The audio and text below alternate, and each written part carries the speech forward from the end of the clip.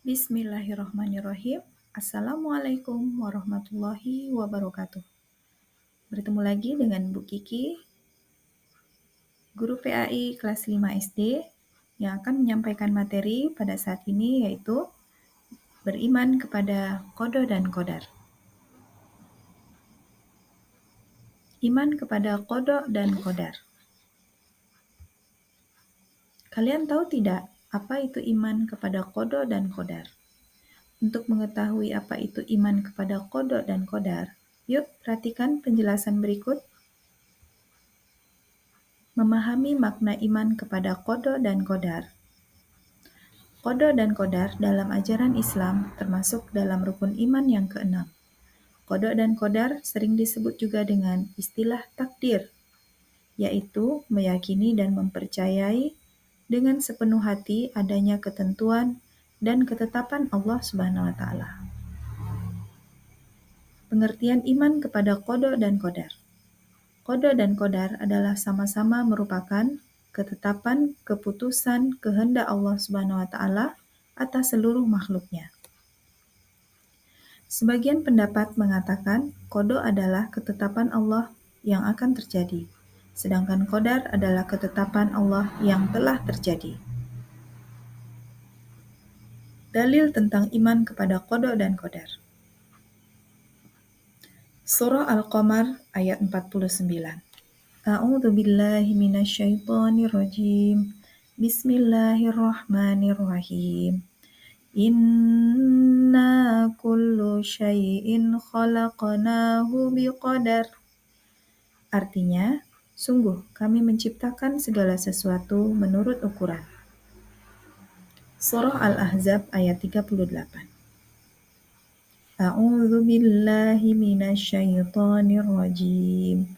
Bismillahirrahmanirrahim. Wa kana amrullahi qadaran maqdura. Artinya, dan adalah ketetapan Allah itu suatu ketetapan yang pasti berlaku. Hubungan antara qada dan qadar. Qada dan qadar telah ditentukan dan berjalan sesuai dengan aturan yang telah digariskan dan di bawah kaidahnya pula. Dengan perkataan lain, segala yang terjadi di jagat raya ini, seperti peredaran matahari, bintang, bulan, dan rotasi bumi, dan sebagainya, bukanlah suatu kebetulan, melainkan sudah ditentukan oleh Allah Subhanahu wa taala.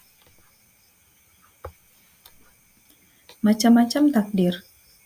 Takdir mubrom. Takdir mubrom adalah ketentuan Allah Subhanahu wa taala yang berlaku atas setiap diri manusia tanpa dapat dihindarkan atau ditawar-tawar lagi. Takdir mu'allaq. Takdir mu'allaq adalah ketentuan Allah Subhanahu wa taala yang mungkin masih dapat diubah oleh manusia melalui usaha atau ikhtiar jika Allah Subhanahu wa taala mengizinkan. Fungsi iman kepada qada dan qadar. Pertama, menyadarkan manusia untuk mengakui kekuasaan dan kebesaran Allah Subhanahu wa taala, sehingga timbul rasa penyerahan diri dengan tulus dan ikhlas. Kedua, mendorong manusia untuk berusaha dengan sungguh-sungguh, ikhtiar dalam mewujudkan cita-cita. Ketiga, membentuk manusia yang memiliki akhlak mahmudah atau sifat terpuji. 4. Menciptakan rasa syukur atas nikmat dan karunia Allah Subhanahu wa taala. 5. Mengingatkan kepada manusia bahwa semua yang diperbuat di muka bumi pasti akan dimintai pertanggungjawaban. 6. Manusia menjadi termotivasi untuk bekerja dan berusaha dengan benar menurut pandangan ajaran Islam. Perilaku beriman kepada qada dan qadar. 1. Melatih diri untuk pandai mensyukuri nikmat Allah Subhanahu wa taala. 2. Mendidik diri untuk ikhlas menerima kenyataan hidup dengan hati sabar dan tabah.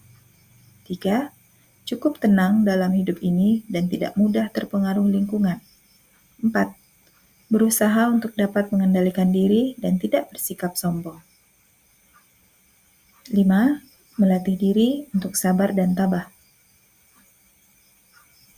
6. Senantiasa berprasangka baik kepada Allah ketika mengalami kesulitan hidup.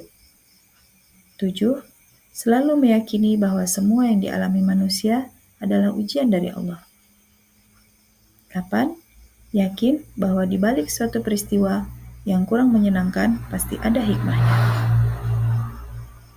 Terima kasih sudah mengikuti pelajaran hari ini. Sampai jumpa. Mohon maaf atas segala kekurangan.